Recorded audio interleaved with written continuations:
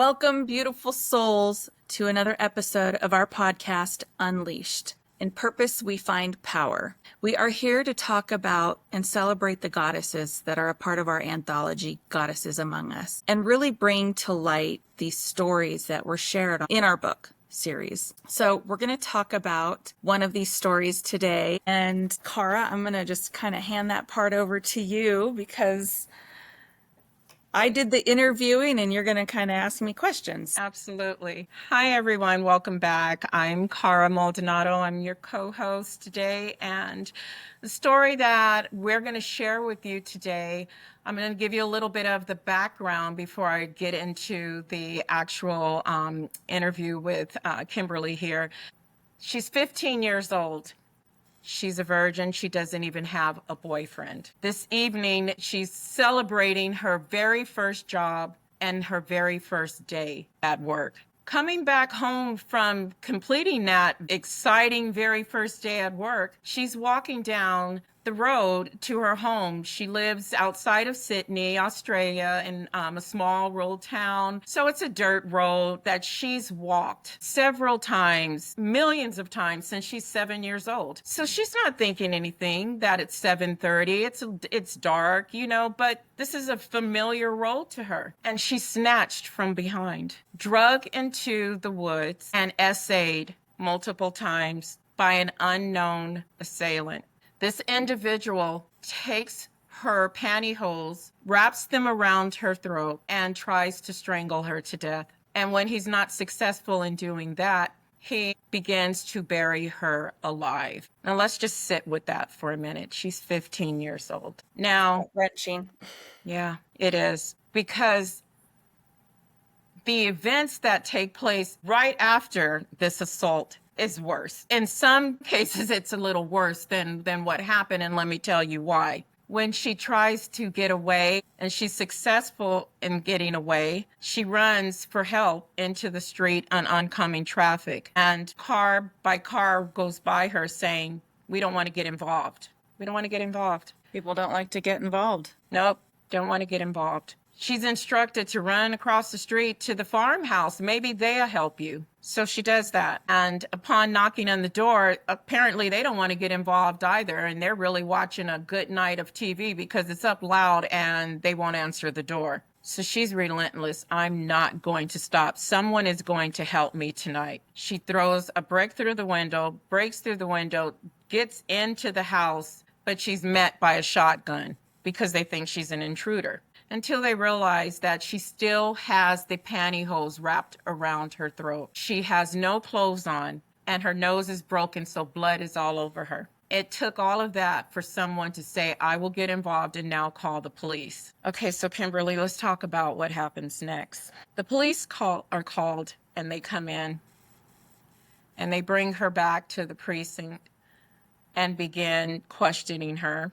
Now, a phone call is made to bring her parents there because she's 15. She's a minor. And her parents don't want to get involved. What does that say to you? It's very gut-wrenching, like I said earlier. It's something that I know as a parent, I can't even fathom not being there to support my kids. And as a child, I can't even imagine how she felt. That's that feeling of abandonment. And for them to say they don't want to get involved and that don't bring the shame onto our family is just mind-boggling. Absolutely. It's not like she was skipping down the road and asked for this. Nobody asks for an attack like that. And then to be this incredible survivor that she is, because that's all I think about when I think of her story, is living through that attack, living through somebody trying to literally strangle her to death and bury her alive. And the fact that she survived that and then ran into those vehicles and nobody would help her. Going to that farmhouse and having a shotgun shoved in her face because they thought she was an intruder,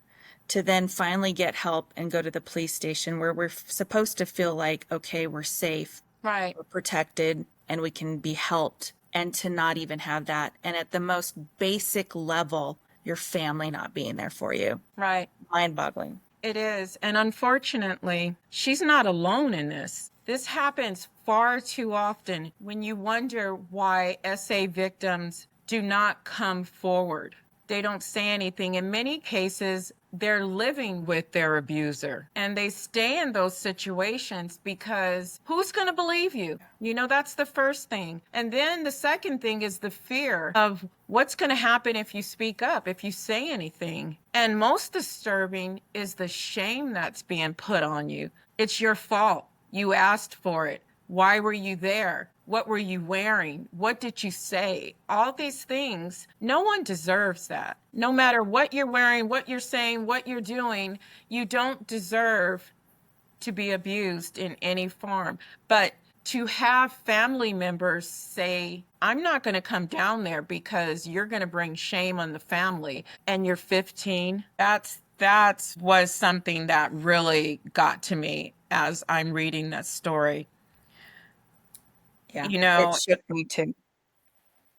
it's really a sad situation to know that because of this, because she wasn't being supported, because she had nowhere to turn to, and the police don't guarantee you, they can't even find the person initially. So you don't know if you're safe. You don't know, what's going to happen, if if he's going to get out or come back or come look at you, finish the job. You don't know, and you're being turned away by the people that are supposed to protect you and make the home safe, but instead they forced her out of the home. She ended up living and sleeping in the park. Yeah. Yep. And just living with that terror like you were just describing. Is he going to come back after me? And I think a lot of victims feel that way. But I do have to say the one strong thing about her was that at 15, when it finally went to court, when they finally found the individual, she went and showed up all by herself. No family, no friends, no support from clergy, from community, no one. She showed up by herself and had to go through that whole ordeal. Now, it's one thing to be in the body that happens to, because sometimes we can disassociate, but to then sit there all by yourself and hear it replayed and photos being shown in a courtroom in front of everybody about your assault and have no one there to comfort you. As a minor, as a child. As a child. She's a child at that point. The amount of courage and bravery that she had to muster up to do that. I know people that just in regular court settings can't sit there alone because just fear overtakes them, let alone having gone through such an attack on her and her life. Correct. And to then have no support to show up for herself. To me, that's just absolutely courageous. Yes. She did, however, say that the one saving grace was, several years after this happened, as she became an adult, she reconnects with a childhood friend that she's known since 11, and they end up marrying. She felt safe and comfortable. This was someone she's known since a child, and so they marry. So what do you think about that, Kimberly, when you hear that? Because there's no mention that, there was any healing, any therapy, anything that happened in between that time. So what does that look like? What do you think that relationship becomes when an individual comes into any kind of relationship, friendship, work relationship, and they're in trauma? Because there's got to be a serious level of PTSD. Absolutely. Well, I feel like when you are, we go to where comfort is. I think that's kind of one of our initial reactions, is to just find comfort somewhere. And when you're not able to heal, and that is a lifelong journey. When you're involved in an incident like this, an attack like this, it's not something that you get over. And it's really not something that you ever just put to bed for your lifetime, because it's lingering there. There's a lot of healing you can do, and there's a lot of work that you can heal through, I'll say, but it's still there.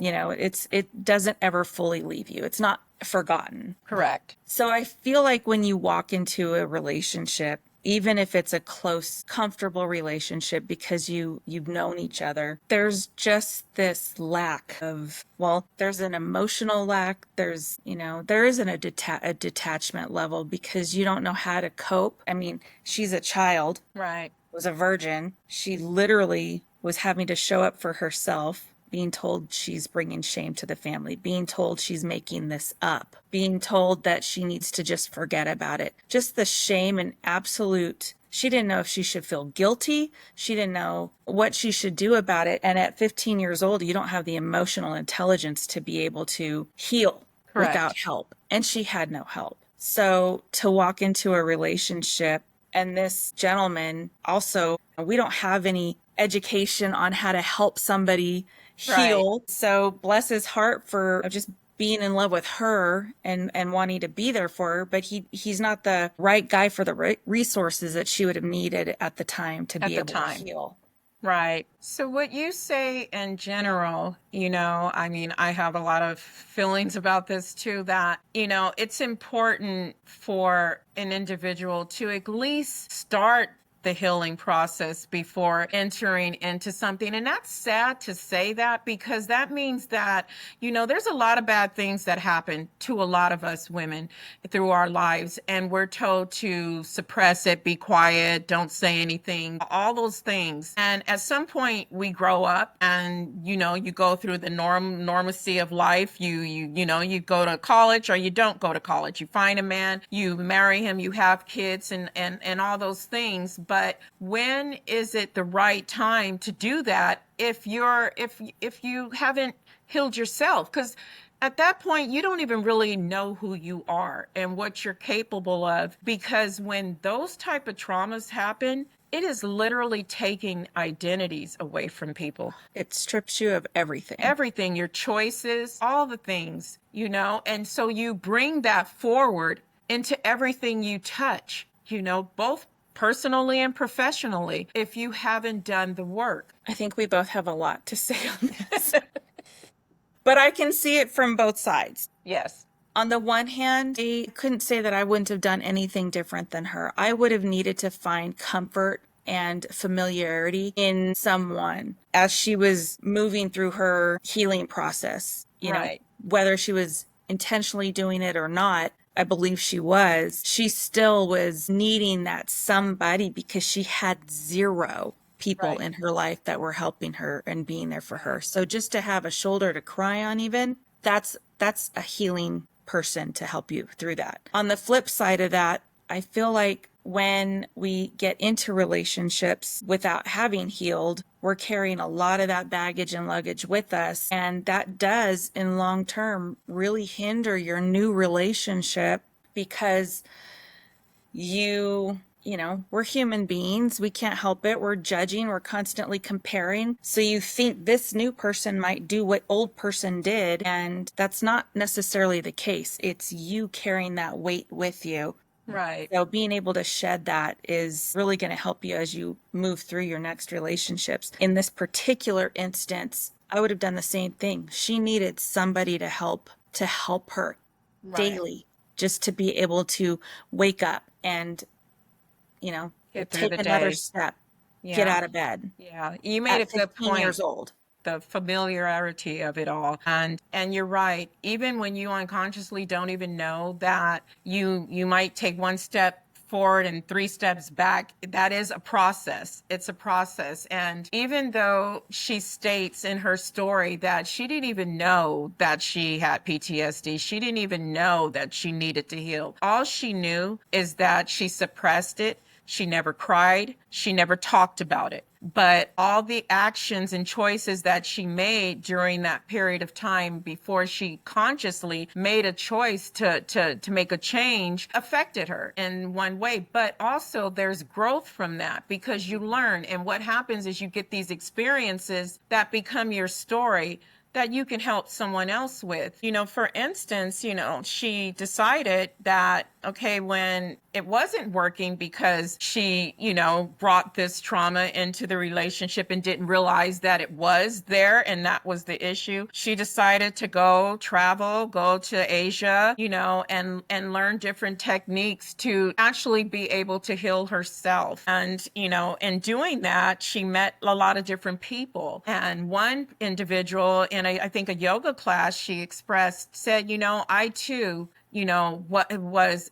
I'm a survivor. This happened to me, and they talked about it. And she gave her, a resource that she was using to go and have therapy and, support groups. However, it had been nearly 44 years before she decided that the light came on, and she said, there's something going on with me, and I know that it stemmed from that, and I need to help myself and figure out what's going on here. But they turned her away. They said, it's been too long. We can't help you here. And that to me is, it's indicative of everybody saying, be quiet, forget it, don't talk about it. Did it really happen? What did you do to make it happen? All those things just came rushing all over again to her. That consistent pattern of blaming the victim or not being there for the victim. Yep. I think about it, and she was in survival mode.